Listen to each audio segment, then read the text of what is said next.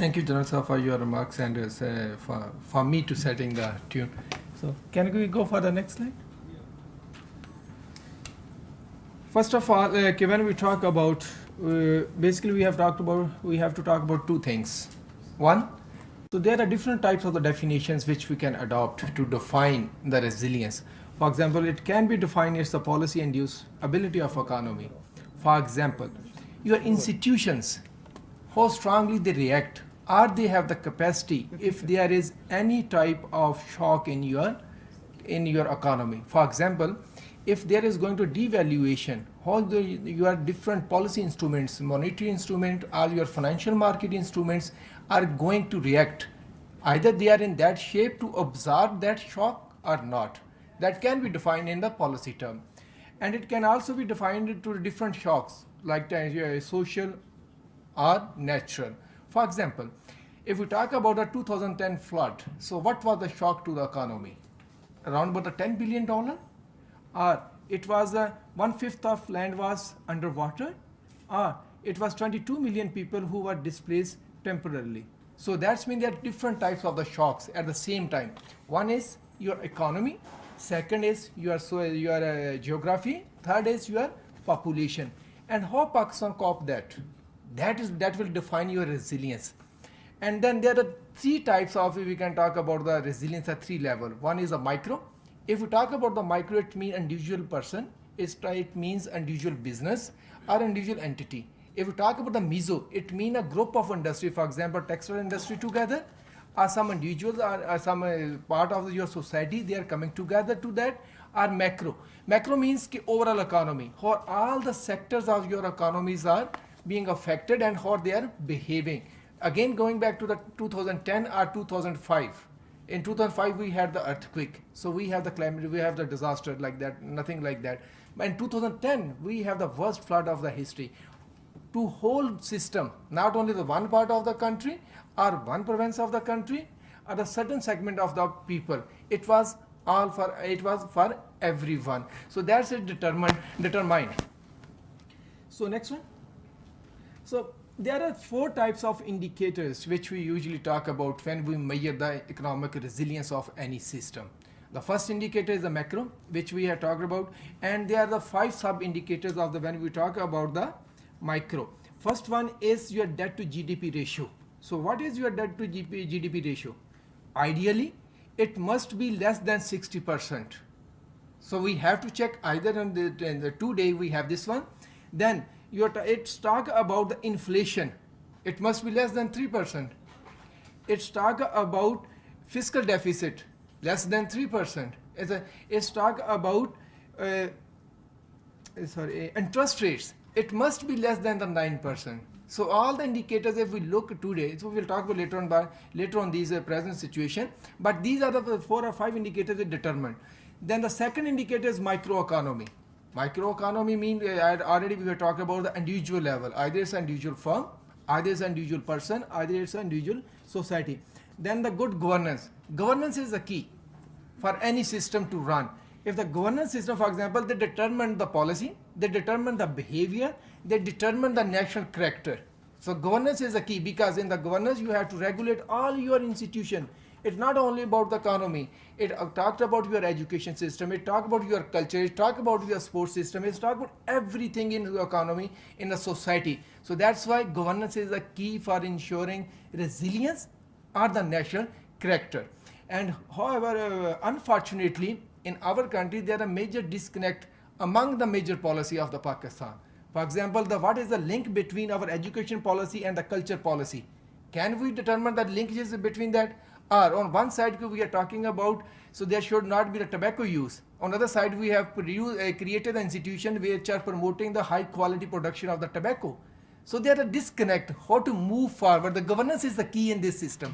Then the other one is social development. Social development means individual capacity of a person or society, how they are behaving. We will go by one. Next one.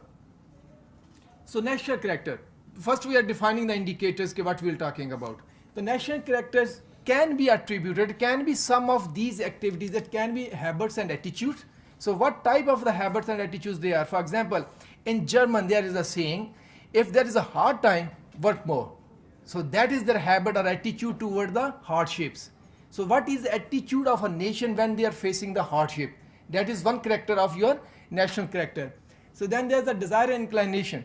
So what is your desire? Either society is going to move toward the higher moral values, or society is trying to move towards the higher material gains. It will define your system, how you are, to what is your desire and to which thing you are inclined. And then views and opinions. Either you are conservative or free, or you have the freedom to express your views. Either you are too much conservative to listen to other body. For example, if you want to give your point of view, you can give, but you don't have the habit to listen other people. So that can be opinion making. Opinion making means like not just like that always you give the opinion. In opinion means what capacity you have to listen the opinion. So then the belief and ideas, what system of the governance you want, what idea of governance you have, and how you want to run it. So these are the beliefs. Next one. So the past performance quickly. I'm going through quickly because we have so many speakers and we have to listen to them. So next one. So this is a slide, so which is showing the growth rate of three key sectors of our economy from 1951 to today. If you look at that, the blue line is GDP growth rate. Red line is agriculture growth rate and gray line is manufacturing growth rate. Why I put these three things here to show you? I can put only GDP.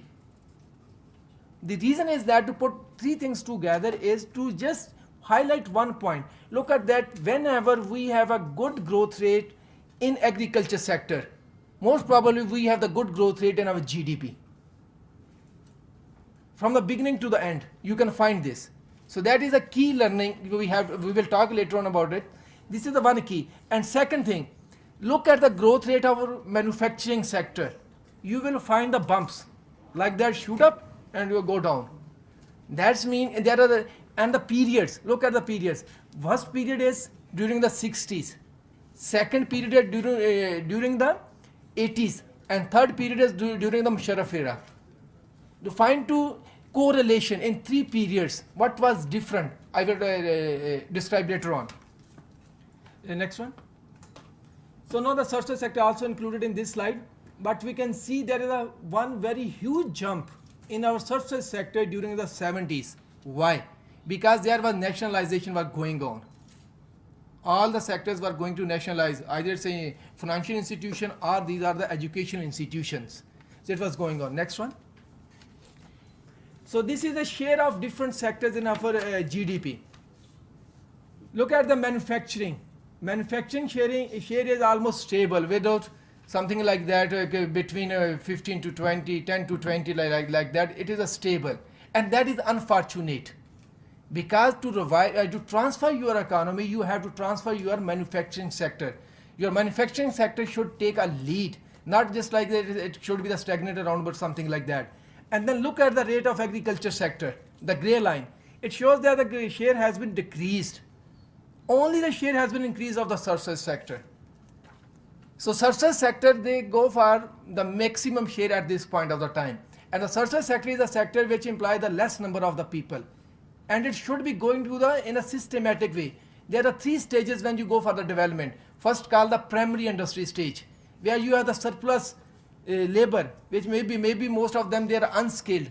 Your primary sector should be the focus, and secondary sector should be come in hand with the primary sector. In the primary sector, basically we mostly go for the extraction of the raw material or the commodity markets. What we are doing, our surplus of labor is in agriculture sector. At this point of the time, we have the 43% labor force is employed in our agriculture sector. 43%. But the share has been decreasing, and our share in services sector is increasing, but the employment is less. It's around 23 point something like that. And then go for the industrial sector. Industrial sector share is again stable. It should be increased. In the second stage, your industry take the lead. Industry take the lead, and industry provide the required transformation of your economy. It doesn't mean like that you don't give the weightage to your primary sector. Agriculture must be also the one of the priority in that sector also. But your locomotive of your economy become the industry. In the third stage, then you go for the services sector. So where the services sector, your economy is so sophisticated that you are developed in your primary sector, graduated from the primary sector, then you graduated from the secondary sector, your economy, your industry is very well and it's modernized. And then you are moving to the services sector. But look around us, our major contribution come from the services sector without other potential in the other sector. That is one of the main reasons the high unemployment in the country. So that we have looked at. Next one. So investment and saving. Then again that shows our behavior of our government or the structure of our governance.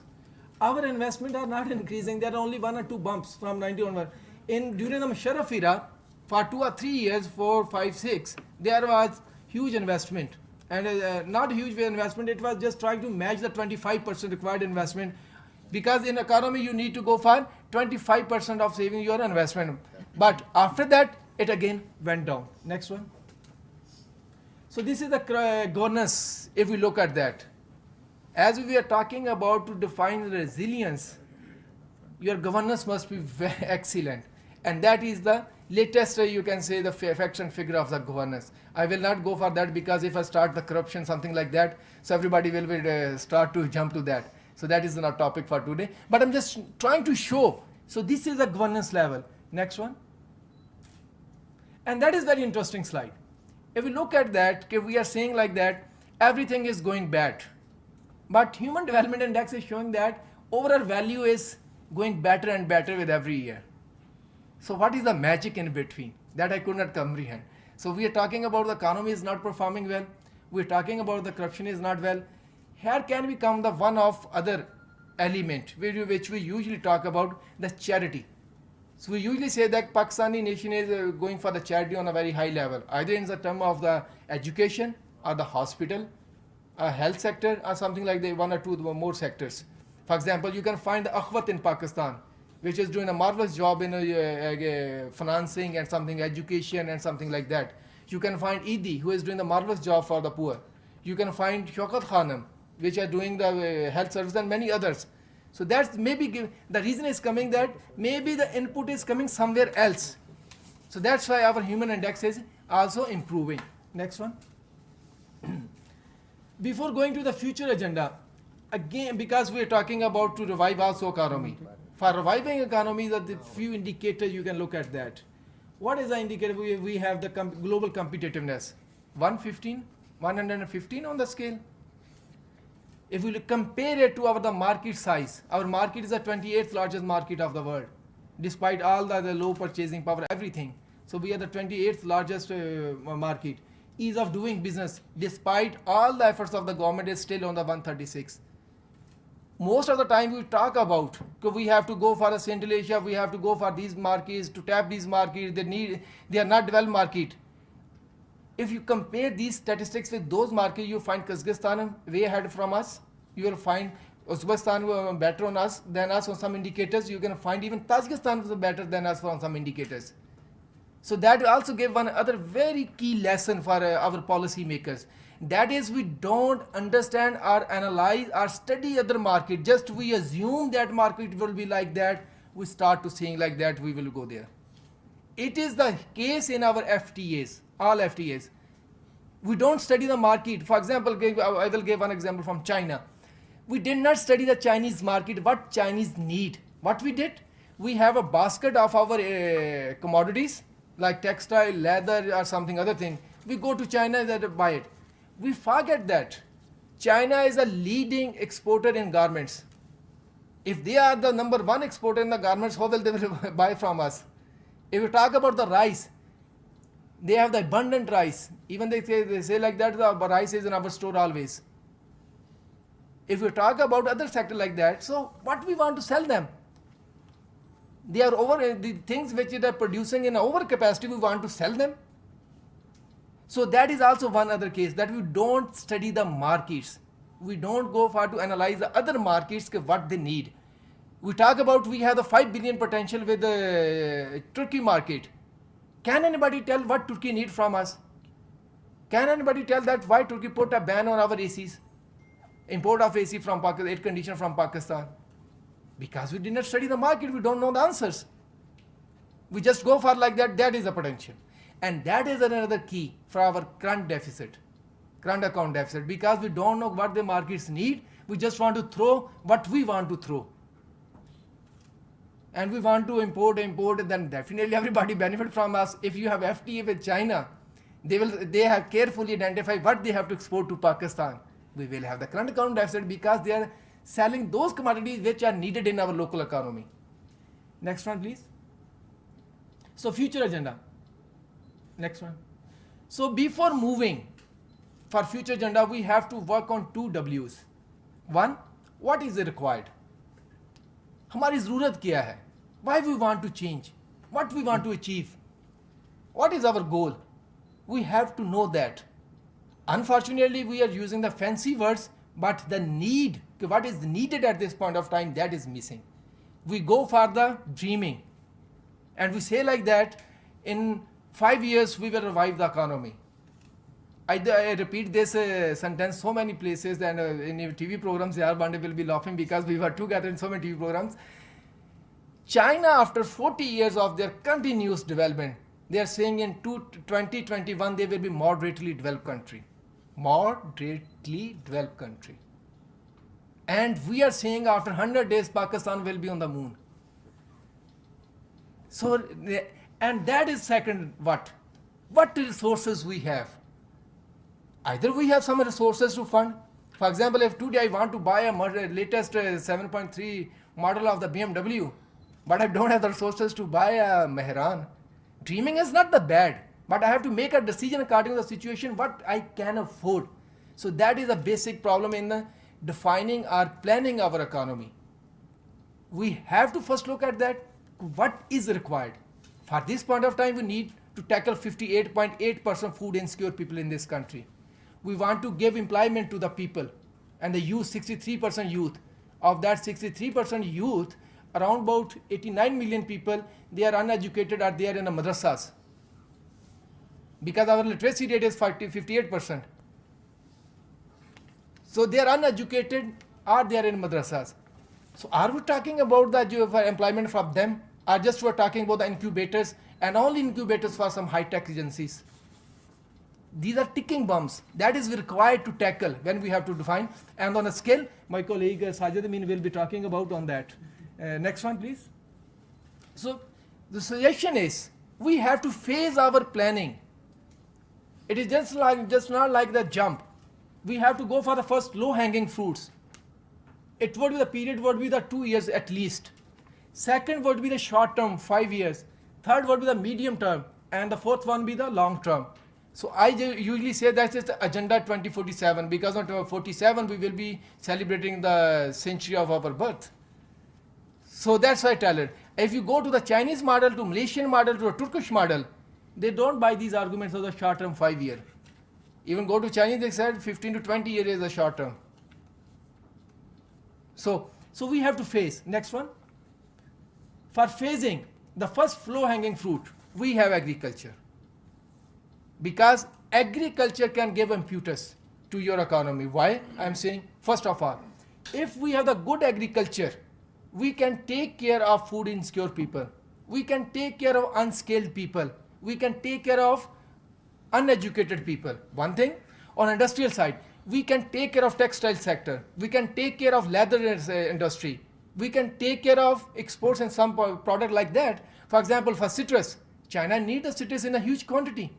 China needs the mangoes in a huge quantity. We can export that date.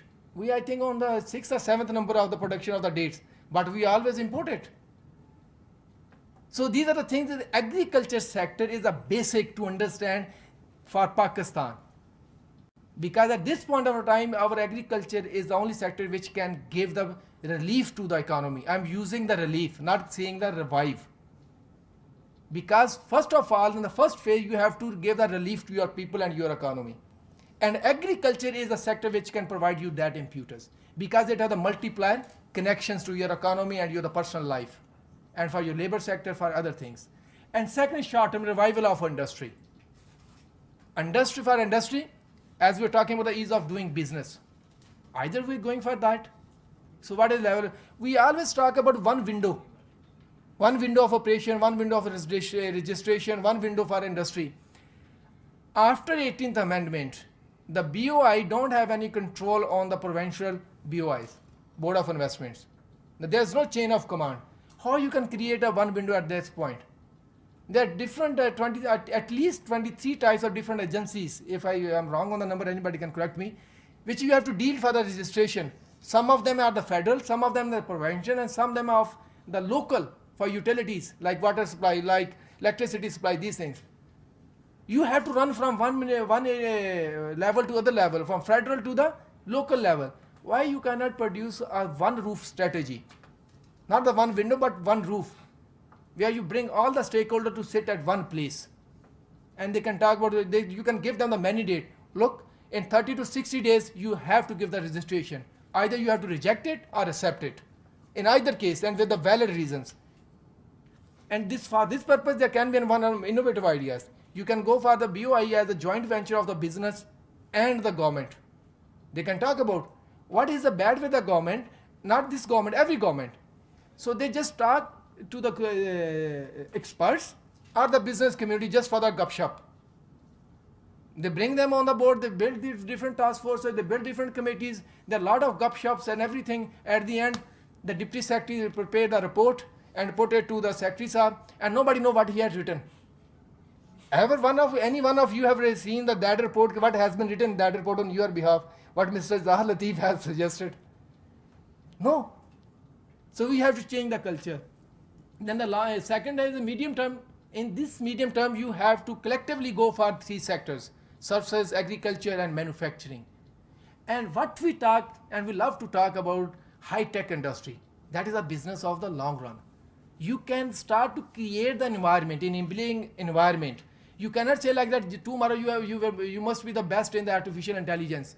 After 27 years, Huawei is best in the artificial intelligence, but they're facing lot of resistance from the international community. Nobody will let you play there. So that is the long term, not the short term. In the 5 year, you can turn around the table. Next one. So these are the few reforms. First, we talk about the merit. What is a merit? Merit is a CSS exam, or the merit is your professional capability. If the CSS exam is a merit, that's mean you are producing the doctor and engineers who will run your economy, make a decision on the economy. That is not the merit. The people who know the subject, everybody can go for the CSS, but you have to define it. From economic background, they can only go for the Ministry of Commerce. For finance. From a trade, then can go there. Information from go there. This gives another very important problem and very cruel problem, create a cruel problem. For example, when you don't know the things and it comes to your ego, you behave in nonsense way. Because you don't want to let other people know that you don't know the stuff. You just want to pretend that you know everything, but I will not share with you. Next one. So other thing, important thing, there should be, and there is a very weak and non-existent system of monitoring and evaluation of policies and actions. After 5 years, everybody said this is a political victimization. They say it's a dictator regime, something like that. Cannot everybody come on the one page like this? There should be the joint monitoring committee being headed by the Prime Minister. And there should be the three major political parties that should be sitting there. So nobody can say like that, this is a political victimization. Make them responsible. Don't let them go. Next one, please. And, go back. And there is an interest system, sood. If you talk about the economy or the small businessman, they avoid the sood. It's Islamic teaching. If you go to the farmers, they will tell you that we want credit because it's direly needed. But we cannot go for the sood. Because this is the only sin कि जिस पे अल्लाह ने खुला कह दिया मेरे में नबी वसल्लम की जान गई, इवन शिरक पे नहीं है. And you can imagine being a believer, whatever you do, when your creator is fighting with you, you can make any progress? I don't believe if somebody believes. Next one. So the key lessons, when I was showing the first slide on GDP growth rate, agriculture growth rate, and manufacturing growth rate, the key lesson is the areas, the era in which we went for better growth in manufacturing, agriculture, and GDP was better management. It was not just like that a dictator came with something like that, very innovative ideas. What they introduced the better management. Anybody who can introduce the better management of the system or the governance of the system, anybody, he will get the best results. So the management is a key.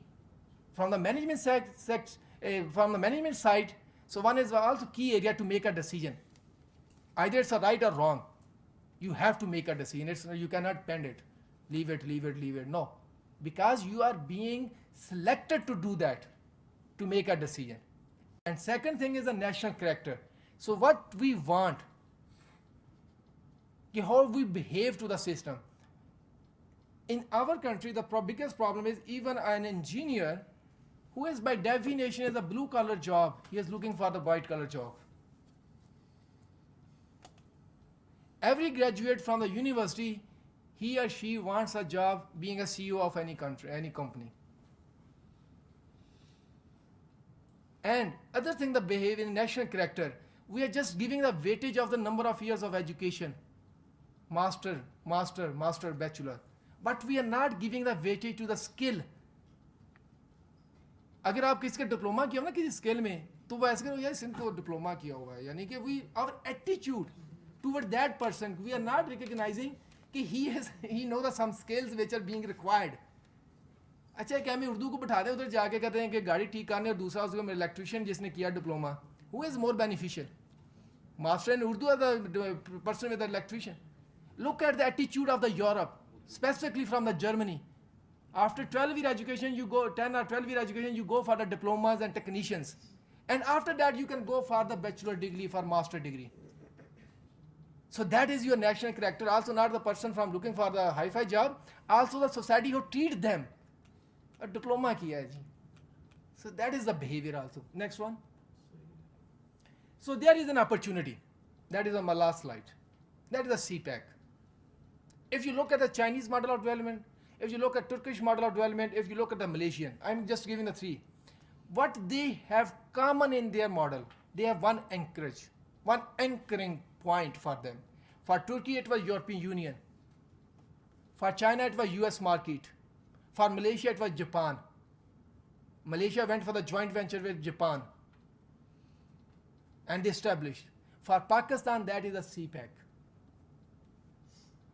But how to utilize that? I will end on here because we have to other speaker. First thing, skilled. I will not talk much about because when I was at SDPI and Dr. Sajid, we were mostly talk about that. We don't have any data on demand side of our labor or skilled labor. Leave side the skill, labor. Okay, what is required and what is demanded in each sector of economy, we don't have data. If we don't have the data, how we can identify the skill gap? It's a wish list, whatever you want to say. Second thing, in the long run, human capital.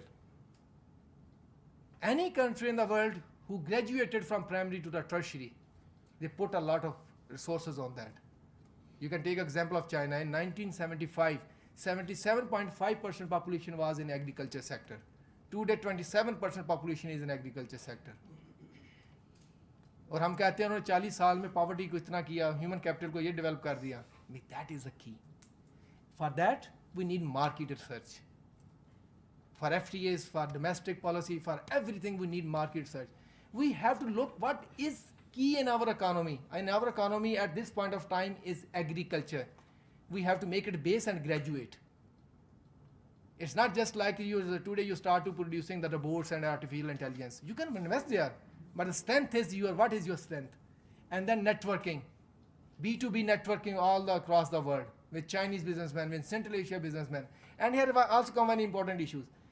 Psychologically, we look to the Europe or US as a market. हम कहते हैं उसके साथ business हो गया तो मजे हो जाएंगे. Maybe you have the better opportunity in Central Asia, in the MENA region. आपको यूरोप में कौन आपका टेक्सटाइल प्रोडक्ट खरीदेगा? हो सकता है मीना में कोई खरीद ले. Middle East and the North Africa. Or the Central Asia, and enabling environment. But the target for these things, immediate required steps for even to utilize the CPEC in educated, uneducated, and the क्या कहते हैं कि मदरसा students. Madrasa students is key to tackle अगर आप मदरसा students को skill नहीं ना देंगे, उनको लाइवलीहुड नहीं देंगे, you can not control them. कहते हैं ना, इस्लाम भी कहता है भूख में आप सूअर भी खा सकते हो. So then you can not say anybody like that stop यार, डोंट डू दिस. वो होता है ना Maslow pyramid, there are 3 levels. First food, then you talk about the ethics and everything. So that is very key. And quickly go for. These are different models. I will not talk about. If you are interested, I will share later on with you. Quickly. So they are different models. And that is the last slide. Reforms we love to talk about the reforms. Reforms are not one-sided. Like Chinese, they say, don't go for the reform like that shock reform. Don't go for that, like the new liberal. Change everything within night. No, you have to graduate on the reforms. It must be a blend of the systems. For example, right now, the 40% of Americans, they are believing social economy is better than the capital economy. And they are spearheading the capital market system of the world. So reforms in a blend, stepwise. Thank you.